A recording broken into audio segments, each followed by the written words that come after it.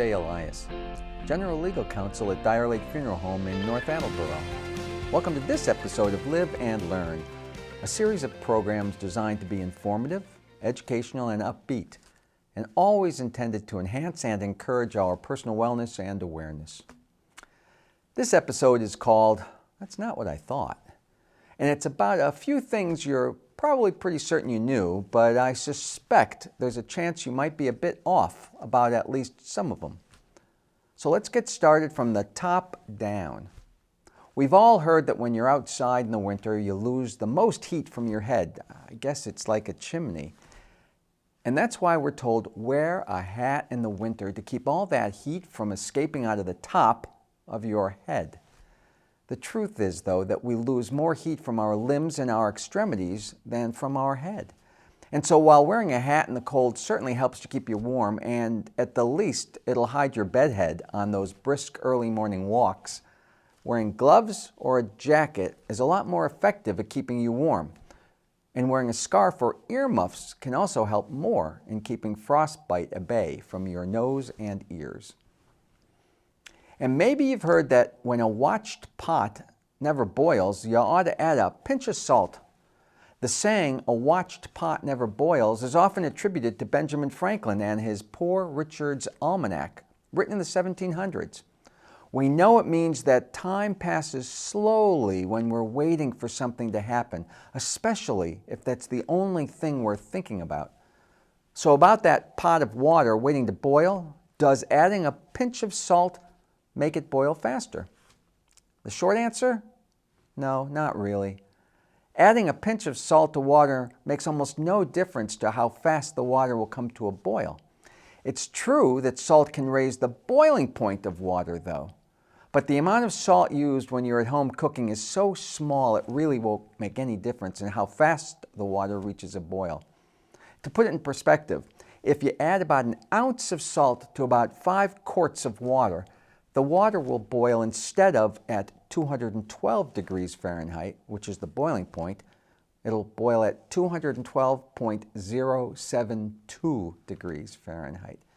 So again, adding salt to a pot of boiling water will do very little, except add a bit of flavor to whatever you're cooking. So speaking of food and water, we've all heard that camels can survive for days, even weeks in the desert without water. And it's true. But it's not because they store water in their humps, like a lot of us may think. A camel's humps don't hold water. They store fat, used as nourishment when food is scarce. And when it uses the fat stored in those humps, the humps actually droop. With proper food and rest, though, those humps will return to their normal shape. And although the humps don't store water, camels are still incredibly efficient in the amount of water they use, which is why they're able to go nearly a week or more without drinking. That's partly a function of the unique shape of their blood cells, which are oval and which allow camels to consume large amounts of water. In fact, they can consume up to 30 gallons of water at one sitting. And since the cells are more elastic and can change shape more easily given their shape, that shape allows their blood to flow more easily when water is scarce. And here's one for you. Speaking of animals, we've all seen pictures on TV or ads where a chameleon is seen changing its color to help them lend and blend into the surroundings, a kind of camouflage. We see them passing in front of a green shrub and they turn green, or in front of some bright blue background and their skin color will immediately change to that same hue. It's all about survival, blending in and melding into their environment. We even refer to some people as being like a chameleon, suggesting they change their appearance or their behavior to suit their surroundings. So, is it true that chameleons can camouflage themselves to blend into their environment? The short answer? No, that's not quite true. The notion that chameleons change color to camouflage themselves is actually a myth. Although there are a number of reasons why chameleons do change color, camouflage is not one of them. A chameleon's natural appearance pretty much allows them to blend into their habitat and evade predators anyways. They do, though, change colors for some predictable reasons. Hey, remember those mood rings from the 70s and 80s? Well, think along those same lines. Since chameleons can't regulate their own body temperatures, for example, their skin color changes to reflect or absorb sunlight, to deflect or absorb different amounts of heat. Think of wearing light color clothes in the summer. It reflects heat. A cold chameleon may darken their skin color to increase heat absorption, while a hot chameleon may lighten their skin color to decrease heat absorption.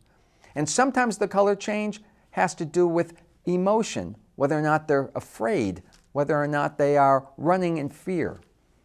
And while we're talking about animals, we say that some people act like ostriches and bury their head in the sand to ignore a problem, hoping it'll eventually go away on its own. And although this well-known expression has actually been used since early Roman times, the truth?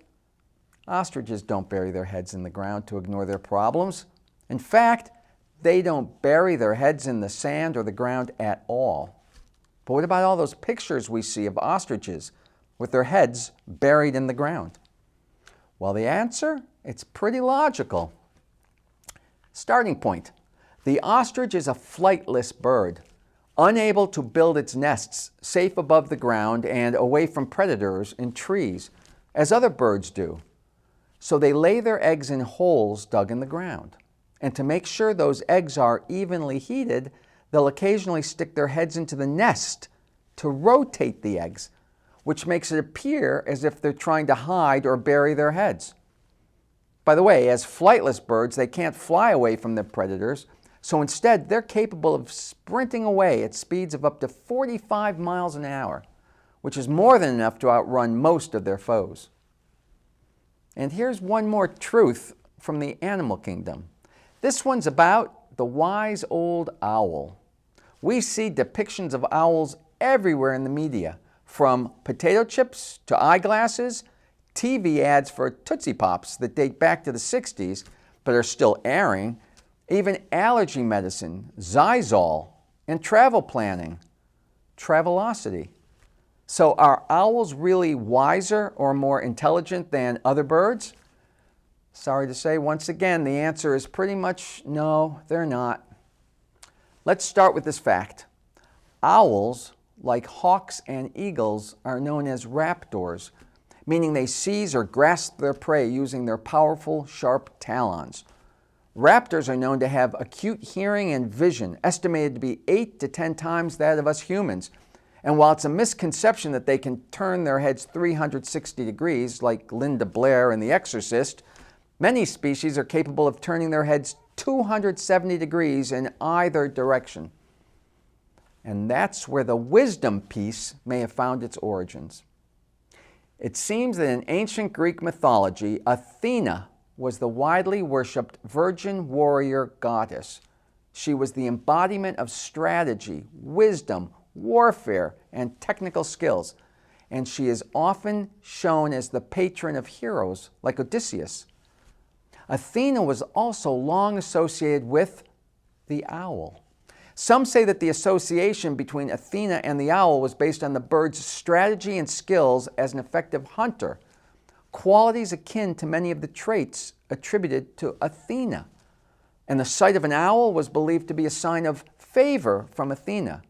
An owl's appearance was seen as a blessing from this goddess of warrior, wisdom, and strategy. And according to myth, an owl perched on Athena's blind side permitted her to see everything around and to be able to comprehend the whole truth of a situation, that which she couldn't see by looking straight ahead. The wise old owl. So if intelligence means being able to do things well and solve problems, then owls show their intelligence in how they hunt and adapt to their surroundings. They're fast and quiet in flight, stealth almost. But wisdom? That may be a bit of a stretch. Speaking of flight and the wind beneath your wing, if you will, let's talk about that unique wind instrument, the bagpipe. You can probably picture that Scottish bagpiper wearing what's often referred to as full Highland dress, a tartan kilt, a woolen jacket, high collar white shirt, black silk tie, large buckled belt, sturdy shoes, and what's called a Glengarry or Balmoral bonnet atop their head. Its Gaelic name means great pipe, all very Scottish. Bagpipes typically consist of 2 or more reed pipes set in motion by wind, fed by arm pressure on either an animal skin or a cloth bag, and inflated either by the mouth or by bellows strapped to the body. Again, Scottish through and through. But the truth is that bagpipes didn't originate in Scotland, or England, Ireland, or Wales for that matter. And although bagpipes appear in Scottish records from as early as 1400, there are much earlier records of them in Europe, Asia, and in particular the Middle East. Most historians believe the bagpipe traveled from as far away as ancient Egypt and as far back as 1000 BC, possibly from India even more than 3,000 years ago. Changing gears a bit, we've all heard that shaving makes your hair grow back thicker. But is it actually true? I suspect most of us know that no, it's not. Although you may think your hair looks thicker after you shave, it's really not. When you shave, your razor cuts the hair from the surface of the skin. It doesn't remove the hair entirely, just the part above the surface of your scalp or skin. The rest of the hair strand and the root are still underneath the skin's surface in the same format that they were before you shaved. And neither does shaving make your hair grow back faster. Hair texture, its rate of growth, they're all determined by your genetics. Some people naturally have more hair than others. Some have thicker hair than others. And everyone's hair grows back at different rates. That being said, though, for those who have undergone chemotherapy, for example, hair can sometimes grow back differently to what it was like before treatment. Color and texture may change. And while for some, the change may only be temporary, occasionally it may be permanent. Most of us have between 80,000 and 120,000 hairs on our head. And although everyone's different, human hair grows at a rate, on average, of about 1/2 inch a month, or about 5 to 6 inches a year. And you know what? It's normal to shed between 50 and 100 hairs every day. Apart from his soulful voice and swinging hips, Elvis Presley was known for his hair. It should come as no surprise that some of the king of rock and roll's hair was sold at auction in 2002, in fact, for about $115,000. Those locks of hair, they'd been kept by his personal barber and confidant. Not to be outdone, strands of Michael Jackson's hair recently sold for $100,000. And here's one that's interesting. DNA from strands of Beethoven's hair were used by researchers to help uncover what may have caused his death. The composer was plagued with health issues for most of his life, and many historians believe that when he died in 1827 in Vienna, it was due to liver failure.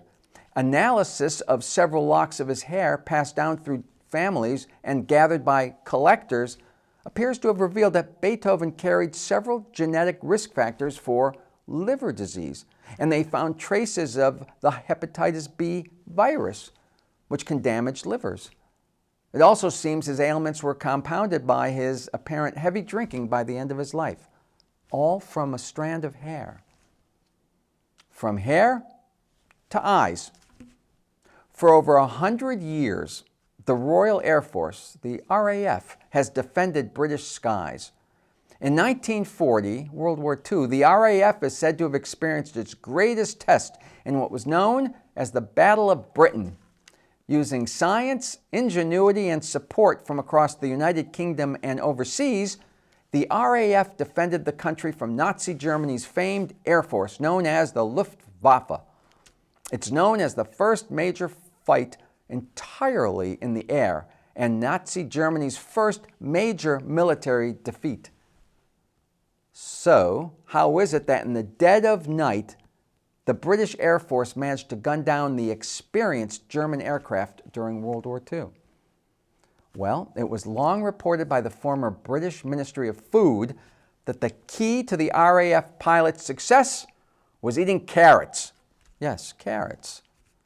the British government had rolled out an extensive propaganda campaign detailing the pilot's superb carrot-enriched night vision and encouraging civilians to devour more of the locally grown vegetable to help them function, especially during the power blackouts that occurred in Great Britain during World War II. So was it true? Well, decades later, it was rumored that the British Royal Air Force pushed the carrot-enriched vision message as something of a cover-up for its then recently adopted radar technology that they were secretly relying on for their nighttime skirmishes. The truth may actually lay somewhere between.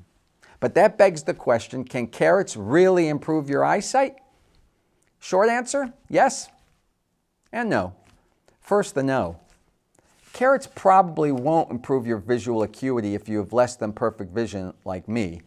That is, a diet rich in carrots won't give a blind person 20/20 vision. The yes side of the equation is that carrots contain beta-carotene, a substance our bodies convert to vitamin A, an important nutrient for eye health. And an extreme lack of vitamin A can cause vision problems. And vitamin A can help in preventing the formation of cataracts and macular degeneration. That being said, though, if your vision problems aren't related to vitamin A, then your vision probably won't change no matter how many carrots you ate. And if someone really goes to town and eats too many carrots or other foods high in beta-carotene, their skin can actually turn a little bit orange. The temporary discoloration is called carotenemia, and it's most noticeable on the palms and soles of our feet. It's not toxic, generally doesn't cause other health problems. Other foods that can cause that same orangish yellow glow include squash and sweet potatoes, cantaloupe, even dried apricots, all relatively high in beta-carotene. So let's move from those healthy carrots to sugar. As any parent who's taken their child to a birthday party knows, a single bite of cake can appear to send your kid's energy levels into overdrive. It's got to be that dastardly sugar to blame. But is it really true that the sugar in cake and Halloween hauls that make your kids bounce off the wall makes them hyperactive? Researchers and parents will likely always disagree about the answer. But multiple, as in many, many studies of children eating either a placebo or real sugar have found that children who ate sugar did not behave any differently than those who did. In a study published in the Journal of the American Medical Association, researchers concluded that sugar does not affect the behavior or cognitive performance of children. Another published study of kids between 3 and 10 years old, some of which were described by their parents as sugar sensitive, found that even when intake exceeds typical dietary levels of sugar, it doesn't affect the kid's behavior or cognitive function. And in the self-fulfilling column, in one research study, my favorite, parents were asked to rate their child's hyperactivity after consuming a drink loaded with sugar. Unknown to the parents, the drink was actually sugar-free, yet the parents still rated their kids as being hyperactive after drinking it. So why do so many parents feel like their own kids' behavior after eating sugar directly contradicts those findings? Well, you probably know the answer to that. It seems that kids usually get sugar at celebrations and parties, at Halloween time, at fun events, when they're hanging out with their friends and running amok. Mix 1 part excited child with 1 part other excited children, and you're bound to get very excited children. And it seems that sugar hyperactivity myth may have found its roots in one single study from the mid-1970s, in which a doctor removed the sugar from one child's diet and the kid's behavior improved. From sugar to sand. We've all seen the movie where someone's caught in quicksand, begging onlookers for help. It's usually the villain, and it's pretty much always the same scenario. The more they struggle, the farther down into the sand they sink. Their outstretched hand, or maybe just their hat, is the last thing to disappear beneath the surface as they slowly disappear from sight maybe a couple of bubbles. In the 60s, 70s, and 80s, there were dozens and dozens of movies and television shows featuring that evil quicksand. Everything from Lawrence of Arabia to The Monkees, Gilligan's Island, The $6 Million Man, and even the Here's Lucy show featured episodes with quicksand. So, quicksand typically consists of sand or clay and salt that's become waterlogged, often in river deltas. The ground looks solid, but when you step on it, the sand begins to liquefy and the water and sand separate, leaving a layer of densely packed wet sand. The friction between the sand particles is reduced, meaning it can't support much weight anymore. And it's true, there's a bit of sinking involved. It's also true that struggling can make you sink in further, but can you really drown in quicksand? The answer is it's unlikely, simply because we aren't as dense as is quicksand. There are no published reports anywhere in the world that anyone has drowned in quicksand. Quicksand is basically water mixed with fine sand and clay, and the density of the human body is about half as much. Unless you're a superhero made of some unknown mass of meadow, there's no reason to panic. At most, you'll sink partway into the sand. Okay, stay awake for this one, the Thanksgiving food coma. Many of us enjoy partaking in the annual Thanksgiving tradition of turkey and all of the trimmings, followed by an assortment of mouth-watering desserts, and then followed by a food coma-induced nap on the nearest sofa. We know the reason for that postprandial drowsiness. It's because turkey is packed with tryptophan, and tryptophan inevitably causes us to doze after our Thanksgiving meal. Everybody knows that. But is it true? Sorry. It seems, in fact, that those poor turkeys have gotten an undeserved bad rap. Although they have somewhat high levels of tryptophan, so do a host of other foods. Cheese, fish, milk, peanuts, pumpkin, sesame, and sunflower seeds. They all have high levels of tryptophan. We don't see a room full of people dozing and snoozing away after having eaten a few too many peanuts or sunflower seeds. Tryptophan. It's an essential amino acid. It's the key ingredient in making something called serotonin, which is involved in elevating and balancing our moods. When tryptophan synthesizes serotonin, the chemical reaction produces the hormone melatonin. And for anyone who's visited the vitamin and supplements aisle at CVS or Walmart, melatonin helps to regulate our sleep patterns. But consuming tryptophan alone doesn't cause sleepiness. Instead, it's a host of factors, sort of like those kids eating sugar at the birthday parties. At Thanksgiving, people tend to eat massive quantities of food, much more than they typically would. And our behavior plays a significant role in things. By the time most people sit down at the dinner table, they've been anticipating the meeting for some time, are undoubtedly hungry, tend to wolf down more food quickly than they ordinarily would. And for many, there may be a bit of alcohol coupled with sitting in front of a fireplace or a TV and a comfortable couch, all of which help to create the perfect recipe for a Thanksgiving Day nap. And by the way, for the record, it's said that to get the amount of tryptophan needed to cause that food-induced drowsiness, well, you'd have to eat about 8 pounds of turkey meat. And here's another one for you. Can sudden stress really cause your hair to turn white overnight? Legend has it that Marie Antoinette's hair turned gray overnight just before her unfortunate beheading in 1791. It's actually now called Marie Antoinette syndrome, and although studies suggest that there may well be a link between psychological stress and growing gray hair, it seems the legend may not be particularly accurate because hair that's already grown out of the follicle doesn't then change color. Interestingly, while any parent will tell you stress can accelerate graying, see what you've caused me, researchers have been surprised to discover that in some instances, your hair color can be restored when stress is eliminated. But they were quick to point out that while reducing stress is a laudable goal, that alone won't necessarily do the trick in turning your hair the color it used to be when you were much younger.